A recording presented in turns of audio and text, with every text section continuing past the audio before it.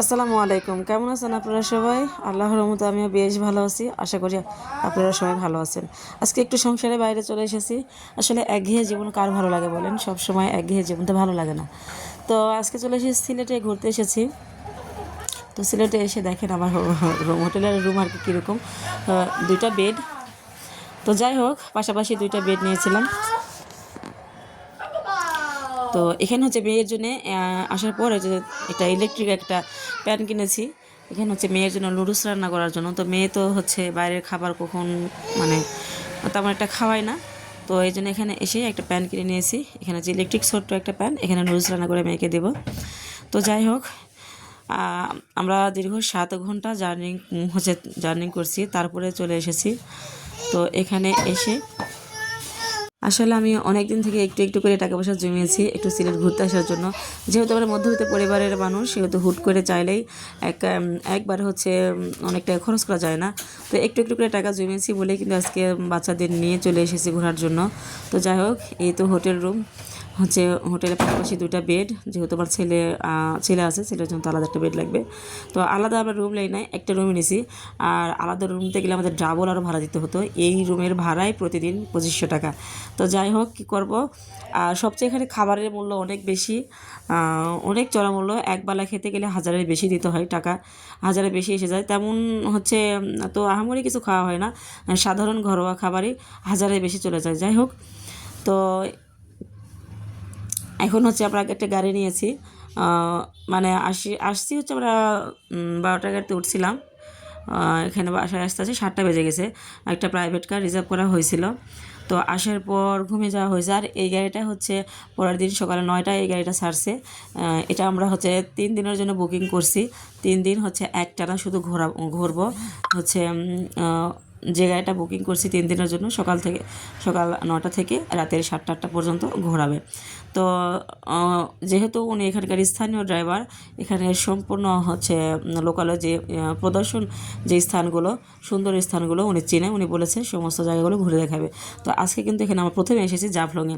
জাফলংটা এত বেশি সুন্দর, এখানকার পানি আসলে দেখলে গোসল করতে ইচ্ছে করে। আমি এখানে সত্যি ভুল করছি কাপড় না নিয়ে আসে, যদি কাপড় নিয়ে আসতাম চেঞ্জিংয়ের জায়গাও ছিল, গোসল করতে পারতাম। এত সুন্দর স্বচ্ছ পানি যে বলার বাইরে। কিন্তু ভাই মাঝে মাঝে মনে হচ্ছিল মরুভূমি। আচ্ছা, সবচেয়ে ভালো মরুভূমি কেন বললাম, হচ্ছে নিচে বালু আর অনেক বালু, মানে হাঁটা যাচ্ছিল না, পা আগে তো অনেক কষ্ট। এই সিনারিটা দেখেন এত সুন্দর। এটা কিন্তু ইন্ডিয়া, ঠিক আছে, এখান থেকে ইন্ডিয়া দেখা যায়। কিন্তু দেখেন, এটা কিন্তু পাহাড়ের মধ্যে যে বাড়িগুলো, এটা কিন্তু ইন্ডিয়ার ভিতরে পড়ছে। আমরা আসলে এই ভিতরে যেতে পারি নাই, কেননা আমাদের কাছে কোনো ভিসা ছিল না। যদি ভিসা থাকতো তাহলে এখানে আমরা যেতে পারতাম। তো আমার ইন্ডিয়া যাওয়ার খুব ইচ্ছে ছিল। ইন্ডিয়ার ভিসা বন্ধ, এই জন্য হচ্ছে ইন্ডিয়া যেতে পারিনি। এই কারণে সিলেট এসেছি ঘুরতে। তো সিলেট আসেও ইন্ডিয়ার কিছুটা অংশ হলো দেখতে পেলাম, অনেক ভালো লাগতেছিলো। এই উঁচু উঁচু পাহাড়ের মধ্যে কিন্তু এগুলো বাড়ি। হ্যাঁ, এখান থেকে ইন্ডিয়ার অংশ শুরু হয়েছে। ওখানে লেখাই আছে বাংলাদেশের পতাকা এবং ইন্ডিয়ার পতাকা, কিছুটা গ্যাপ রেখে ওনারা দিয়েছে আর কি। তো আমাদের সাথে হচ্ছে ক্যামেরাম্যান নিয়েছিলাম, ড্রাইভার তো ছিলই। আর হচ্ছে একটা বৃদ্ধ লোক সাথে ছিল, ওখানকার লোকালয়ের স্থানীয়, যে উনি আমাদের সারাটা দিন গাইড দেবে আর কি, যে কোন জায়গাগুলো ভালো। এবং এখানে অবশ্যই একটা গাইড দেওয়ার জন্য ভালো একটা লোকের প্রয়োজন, কারণ মাপের বাইরে গেলে এখানে সমস্যা আছে। কারণ এখানে হচ্ছে ওই যে বললাম যে ইন্ডিয়ার কাছে, তো এটার মাপের একটা বাইরে আছে, একটা বিজিবি হচ্ছে এখানে দাঁড়িয়ে আছে, যে এই ভিতরেই হচ্ছে আমাদের থাকতে হবে। আর মানে এখানকার মানুষজন যারা ট্যুরিস্ট গেছে, তো এর বাইরে গেলেই হচ্ছে ধরা খেয়ে যাব। তো এই জন্যই আমরা এখানকার স্থানীয় একটা লোক হচ্ছে নিয়েছিলাম আর কি, যে কিনা আমাদের গাইড দিতে পারবে। 2জন লোক আমাদের সাথে সবসময় ছিল, একটা ক্যামেরাম্যান এবং হচ্ছে একটা মুরব্বী। তো যাই হোক, তো আমি কিন্তু এখানে এসেছি একটু একটু করে, সত্যি কথা বলতে অনেক টাকা এখানে খরচ হয়ে গেছে। শুধুমাত্র আমার এই জায়গাগুলো, এই যে এখানে ঝর্ণা, কিন্তু হ্যাঁ, এটা পানি পড়া বন্ধ হয়ে গেছে। পানি যখন পড়তেছিল তখন অনেক সুন্দর ছিল। তো যদিও আমরা কিন্তু পানি পড়া সে দেখতে পাই নাই। তো যাই হোক, একটু একটু করে টাকা জমিয়ে, অনেক কষ্ট করে টাকা জমিয়েছি শুধু এই সুন্দর সুন্দর জায়গাগুলো দেখার জন্য।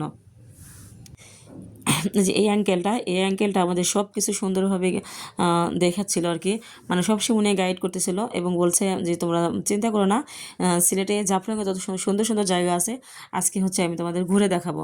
তো এই জন্যই ওনাকে নেওয়া হয়েছে, কারণ আমরা তো এখানে একদমই নতুন কিছু চিনি না, আর কোথায় সুন্দর সুন্দর প্রদর্শনকারী জায়গা আছে সেটা তোমরা জানি না। তো লোকটা আসলে অনেক ভালো। তো ওনাকে সারাদিনের জন্য আমাদের সাথে নিয়েছিলাম, আর ক্যামেরাম্যান ছিল, ক্যামেরাম্যান অনেক সুন্দর সুন্দর ছবি তুলেছে। তো যাই হোক, ক্যামেরাম্যান হচ্ছে এই কাকাটা বলতেছিল যে এই যে বাড়িঘরগুলো দেখতেছেন এগুলো সব হচ্ছে ইন্ডিয়ার ভিতরে পড়ছে। তো আমার অনেক ইচ্ছে ছিল যে আমি ওই মানে ভিতরে পাহাড়ের সিঁড়ি দিয়ে ওই এই যে এটা কিন্তু একটা ছোট্ট একটা শহর, হ্যাঁ, এই যে পাহাড়ের ভিতরে যে বাড়িগুলো দেখতেছেন এগুলো পুরো একদম পাহাড়ের ভিতরে 4 তলা 5 তলা 6 তলা বাড়ি। আমি ভাবতেছি এখানে কীভাবে পোলাপান মানুষ করে, এখানে কি আছে? চাচা বলতেছে এখানে সব কিছু আছে, স্কুল টিস্কুল সব কিছু আছে, বাড়ি ঘর স্কুল সব কিছু আছে। এখানে বেশিরভাগই নাকি পাহাড়ের ভিতরে চাকমা এবং খ্রিস্টান থাকে, মুসলমান একদমই খুব কম। তো চাচাকে বলতেছিলাম চাচা ওখানে যাওয়া যাবে না? বলতেছিল যে না, যদি তোমাদের কাছে ইন্ডিয়ার ভিসা থাকে তাহলে তোমরা যেতে পারবা, ইন্ডিয়ার ভিসা না থাকলে ওখানে কখনো যাওয়া যাবে না। তো তো যাই হোক, আমাদের কাছে যেহেতু ইন্ডিয়ার ভিসা নেই তো আমরা চাইলেও যেতে পারবো না, একদম অনেক কাছ থেকে ঘুরে আসছি, এই পাহাড়ের নিচ থেকে আমরা ঘুরে আসছি, কিন্তু বাট হচ্ছে পাহাড়ের উপরে এই সুন্দর সুন্দর বাড়িগুলো আমরা দেখতে পারিনি। ওখানে হচ্ছে বিজিবি আছে, গেলেই ধরবে। তো এটা একটা মানে এই জন্যই আর কি চাচাকে নেওয়া হয়েছে। আমরা তো এখানে কিছু মানে জানি না, বুঝি না কোথায় কীভাবে যাব। তো চাচা আমাদের গাইডলাইন করতেছিল যে এর বাইরে আর যাওয়া যাবে না, এর ভিতরে হচ্ছে থাকতে হবে। যদি তোমরা হচ্ছে এই পানিতে পাও চোপাও তাহলে এতদূর পর্যন্ত। সাথে হচ্ছে বাংলাদেশের বিজিবি আর হচ্ছে মানে দুটা বিজিবির লোক দাঁড়িয়ে আছে, আমাদের ইন্ডিয়া এবং বাংলাদেশ। তো ওখানে সুন্দর করে মানে দেওয়া আছে, একদম বেড়া দেওয়া আছে।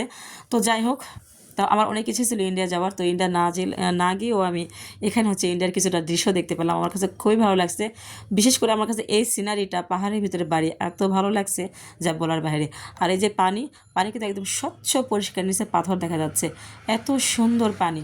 তো যাই হোক, চাচাটা সব কিছু মানে দেখিয়ে দিচ্ছিল সুন্দর করে। তো চাচাটা আসলে উনি মানুষ হিসেবেও ভালো, কথাবার্তা বলে সারাটা দিন আমাদের সাথে ছিল। তো অনেক অনেক ধন্যবাদ চাচাকে। যাই হোক, আমি সিলেটে এসেছি, আমার কিন্তু অনেক অনেক অনেক অনেক টাকা পয়সা অলরেডি খরচ হয়ে যাচ্ছে। তো আমি অনেক দিন ধরে টাকা জমিয়েছিলাম শুধুমাত্র এই সিলেট সুন্দর শহরটা প্রদর্শন করার জন্য। হ্যাঁ, আমরা মেয়েরা সংসারে আসলে চাইলেই কিন্তু একটু কষ্ট করে, একটু বুদ্ধি খাটিয়ে ধৈর্য সহকারে যদি আমরা টাকা পয়সা একটু করি, আর ব্যাংক ব্যালেন্স হচ্ছে ছেলে মেয়েদের জন্য রাখি, কী করবেন বলেন?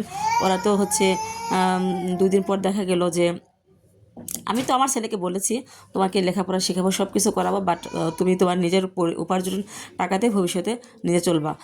আমরা যা করি শুধুমাত্র আমাদের জীবন সুন্দর করার জন্য। তো আমার ইচ্ছা আছে এর থেকেও ভালো একটা ট্যুর আপনাদের সাথে শেয়ার করব। তো যাই হোক, যদিও আমি ট্যুরের কোনো ভিডিও শেয়ার করি না, তো আমি তারপরেও ভাবলাম যে আপনাদের সাথে একটু শেয়ার করি। আসলে একঘেয়ে জীবন কিন্তু কারো ভালো লাগে না, হ্যাঁ। আর বছরে একটা দিন একটু টাকা পয়সা খরচ হলে কী হয়েছে, এত সুন্দর সুন্দর জায়গা, এই যে এই এত সুন্দর একটা মেমোরি, এত সুন্দর একটা মুহূর্ত, এই মানে এটা টাকা দিয়ে কিনে পাওয়া যাবে না, এক কথায় শেষ। এত সুন্দর এই জায়গাগুলো, এত সুন্দর। তো আগামীকাল আবারও যাব হচ্ছে সাদা পাথর, আরও কোন কোন জায়গায় ড্রাইভার যিনি উনি বললো আপনারা চিন্তা করবেন না, 3 দিন আপনারা আছেন, 3 দিন আপনাদের পুরো সিলেট যেগুলো সুন্দর সুন্দর জায়গা আপনাদের ঘুরে দেখাবো। তো যাই হোক, সবাই ভালো থাকবেন, সুস্থ থাকবেন, আর অবশ্যই আমাকে সাপোর্ট করবেন। ভালো লাগলে আমার চ্যানেলটা সাবস্ক্রাইব করে দিবেন, আর অবশ্যই আগামী নতুন নতুন ভিডিও পেতে চ্যানেলটা সাবস্ক্রাইব করে রাখবেন। সিলেটের আরও নতুন নতুন ভিডিও আপনাদের সামনে নিয়ে আসবো। সবাই ভালো থাকবেন, আল্লাহ হাফেজ।